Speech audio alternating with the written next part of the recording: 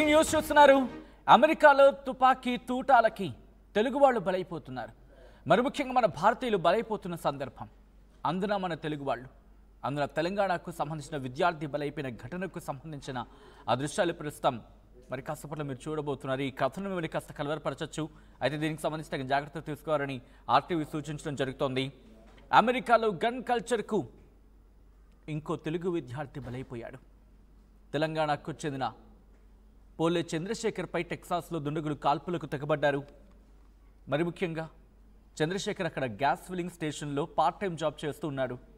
సాధారణంగా ఏం జరుగుతుంటుందంటే ఇక్కడి నుంచి వెళ్ళిన మన పిల్లలు ఎవరైనా అక్కడికి వెళ్ళి అక్కడ ఉద్యోగం చేసుకుంటూ ఉంటారు. అంటే పార్ట్ టైంగా కొన్ని సందర్భాల్లో అక్కడ చట్టాలకు లోబడే చేసుకునే సందర్భాలు ఉంటూ ఉంటాయి. కొన్ని సందర్భాలు యూనివర్సిటీకి బయటికి వెళ్ళి వాళ్ళు ఉద్యోగాలు చేసుకునే ప్రయత్నం చేస్తూ ఉంటారు. సో అలాగే అక్కడ గ్యాస్ ఫిల్లింగ్ స్టేషన్లో తన విధులు నిర్వర్తించడం జరుగుతోంది చంద్రశేఖర్. ఈ క్రమంలోని ఆ ఫిల్లింగ్ స్టేషన్లో విధుల్లో ఉండగా ఒక దుండగుడు చంద్రశేఖర్ను కాల్చేశాడు. అక్కడ తుపాకీ తూటాలకు బలైపోయాడు చంద్రశేఖర్. మృతుడు హైదరాబాద్ ఎల్బీ నగర్కు చెందిన చంద్రశేఖర్గా గుర్తించారు. ఉన్నత చదువుల కోసం అమెరికాకు వెళ్లిన చంద్రశేఖర్ మృతితో ఆ కుటుంబం కన్నీరు మున్నీరవుతోంది.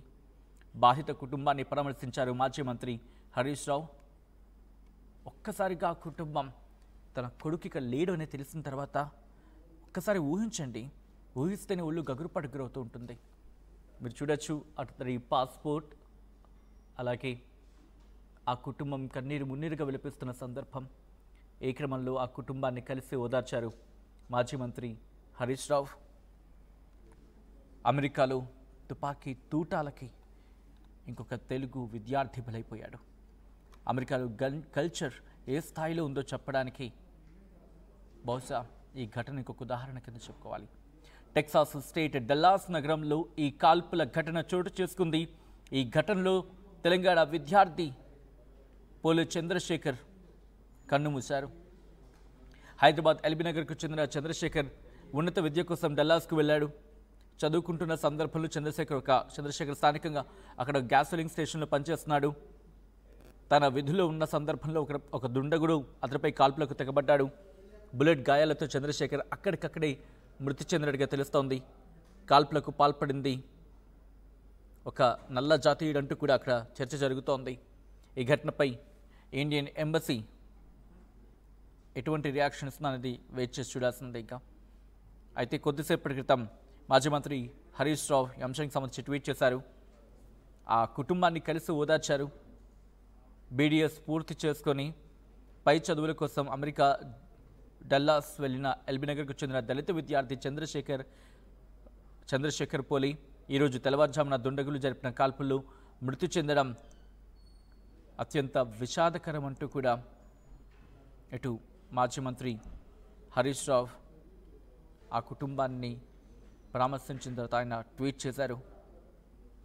ఉన్నత స్థాయిలో ఉంటాడనుకున్న కొడుకు ఇక లేడు అన్న విషయం తెలిసి తల్లిదండ్రులు పడుతున్న ఆవేదన చూస్తే గుండె తరుక్కుపోతోంది. వారి కుటుంబ సభ్యులకు నా ప్రగాఢ సానుభూతి అంటూ చెప్పుకొచ్చారు. ఆయన రాష్ట్ర ప్రభుత్వం చొరవ తీసుకుని చంద్రశేఖర్ పార్థివ దేహాన్ని వీలైనంత త్వరగా స్వస్థలానికి తరలించేందుకు కృషి చేయాలని బీఆర్ఎస్ పక్షాన డిమాండ్ చేస్తున్నామంటూ చెప్పుకొచ్చారు. ఆయన ఒకసారి మీరు చూడొచ్చు, అక్కడికి వెళ్ళిన మన పిల్లలు, అక్కడికి వెళ్ళిన మనవాళ్ళు, ఆ రేసిజం వాళ్ళదే దేశం, ఎవడు కాదన్నాడు. అక్కడ మీరు కష్టపడితే ఎందుకు వేరే దేశస్తులను ఎందుకు రాణిస్తారు? కొంచెం చదువుకోవడానికి వచ్చారు, అక్కడ ఏదో చిన్న ఉద్యోగం చేసుకుంటున్నారు. మీరే చేసుకోండి, మీరే వెలగబెట్టుకోండి, మీ దేశాన్ని మీరే వెలగబెట్టుకోండి అయ్యా. పోనీ మీరేమైనా ఆరిజిన్ ఏదో అంటూ ఉంటారు కదా, మీ ఆరిజిన్ తీస్తే మీరేమైనా మళ్ళీ అమెరికన్లా? టూ అమెరికన్సా? అంత హార్డ్ కోర్ అమెరికన్సా మీరు? మీ తాతల ముత్తాతల ముత్తాతల ముత్తాతల ముత్తాతల హిస్టరీ తీస్తే ఎవ్వడివి అక్కడ సంబంధం ఉండదు. చరిత్ర అమెరికాకు సంబంధించి ఎవరైనా చదివిన వాళ్ళు, కాస్త అవగాహన ఉన్నవాళ్ళు ఉంటే కనుక వాళ్ళకి నేర్పించండి అయ్యా. అమెరికన్లకు ఎక్కడెక్కడి నుంచో వచ్చి మీరంతా కూడా దాదాపుగా వలసవాదులై, వలస పక్షులై, అది మర్చిపోకండి. ఇదే అంశానికి సంబంధించి డీటెయిల్ ఇన్ఫర్మేషన్ తెలుసుకునే ప్రయత్నం చేద్దాం. మా ప్రతినిధి పవన్ అప్డేట్స్ అందించేందుకు ఫోన్ లైన్లో సిద్ధంగా ఉన్నారు. పవన్, ప్రస్తుతం ఆ కుటుంబం ఆ ఆవేదన మనం చూడొచ్చు. ఈ కథనం మిమ్మల్ని కాస్త కదరపరచచ్చు. దీనికి సంబంధించి తగిన జాగ్రత్తలు తీసుకోవాలని ఆర్టీవీ సూచించడం జరుగుతోంది. This is distributing content video description is advice. మా ప్రతినిధి పవన్ అప్డేట్స్ అందించేందుకు సిద్ధంగా ఉన్నారు. పవన్, ప్రస్తుతం ఆ కుటుంబం ఏమంటోంది? మరి ముఖ్యంగా ఆ తల్లిదండ్రుల ఆవేదన చూస్తే మనకి అర్థమవుతోంది ఎంత శోకసంద్రంలో మునిగిపోయింది ఆ కుటుంబం అనేది. ఏముంటుంది ఆ కుటుంబం? రైట్ సచిన్, మీర్పేట్ టీచర్స్ కాలనీలో విషాద ఘటన చోటు చేసుకుంది. అమెరికా టెక్సాస్ రాష్ట్రంలో జరిగిన కాల్పుల్లో తెలుగు యువకుడు ప్రాణాలు కోల్పోయాడు. మూలంగా హైదరాబాద్ అమీర్పేట్ టీచర్స్ కాలనీలో నివసిస్తున్న పోలే చంద్రశేఖర్ సుమారుగా అతని వయసు 30 సంవత్సరాలుగా ఉంది. అమెరికాలో గ్యాస్ ఫిల్లింగ్ స్టేషన్ లో పనిచేస్తూ జీవనం అయితే కొనసాగిస్తా ఉన్నాడు.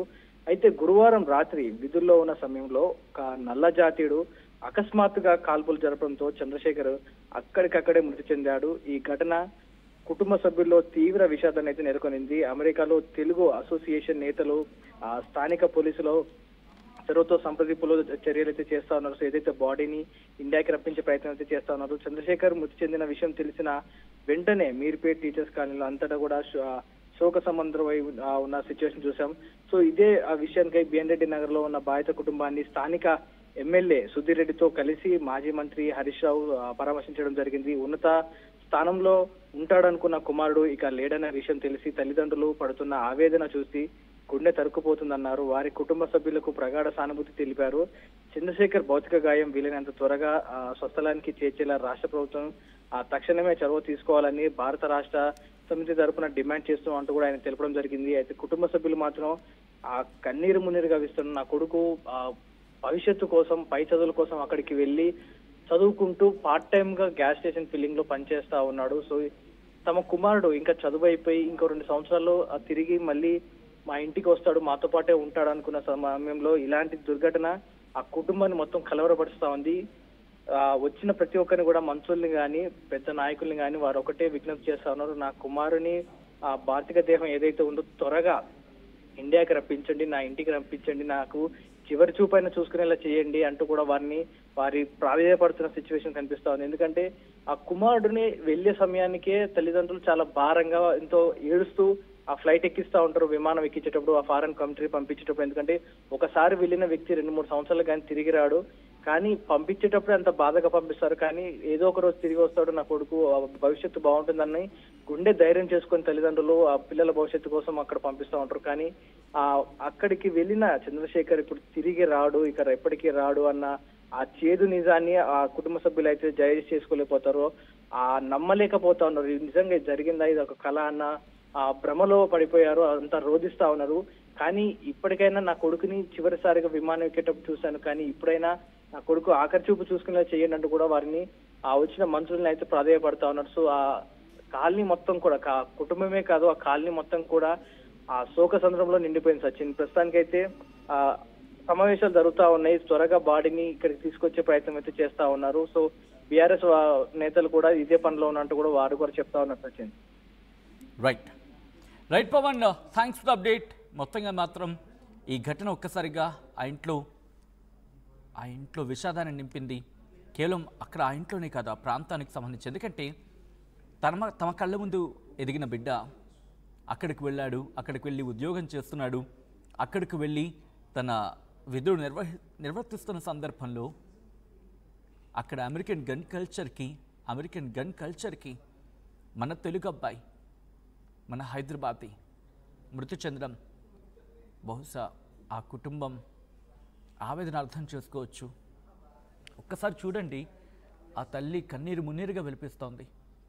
నవమాసాలు కనీ పెంచిన బిడ్డ 35 ఏళ్ళంటే ఇటు తల్లిదండ్రులకు చేతికి అంది వచ్చే సందర్భం.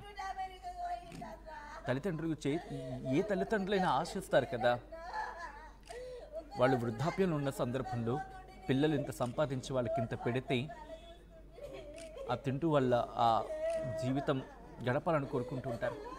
అటువంటిది ఏ తల్లిదండ్రులు ఏం కోరుకుంటారు? తమ పిల్లల చేతుల మీదుగా వెళ్ళిపోవాలనుకునే ఒక తృప్తితో బతుకుతూ ఉంటారు.